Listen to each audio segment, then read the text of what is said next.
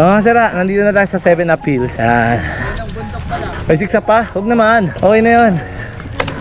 Tour to eh. Mountainous tour to. Yan o. Asa sila? Asa sila?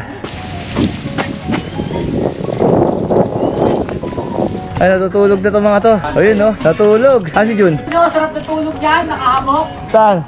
Dyan sa puno. Ayun! Dito na tayo sa 7-Up Hills. Oh. Ayos ba? 7-Up Hills. Ha?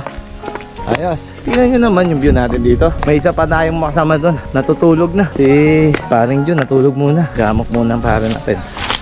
Oh. Tulog muna. Oh, umuulan, umuulan. Umuulan dito sa 7-Up Hills. Uy!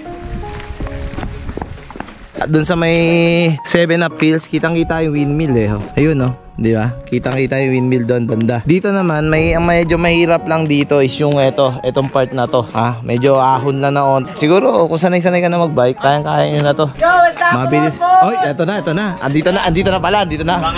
Bangas yan ha. Kung ano, ipagpalitan ng mukha sa bato yan. Oh. Ano Ang mag-comment, mag-like at mag-subscribe ay si swertehin. Hindi mag-sip ng ads, basta swertehin.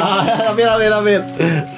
Bangas na yan ha, bangas. Oo, tumabigi yung ano niyan, manibela niyan dun sa ano. Nasa pinilya pa lang kami. Nabawasan na ng 1/4 yung mukha niya. Nag-skip kasi ng ads yan eh. Kami nalas. Kaya minalas. Kaya kayo, huwag kayo mag-skip ng ads ha.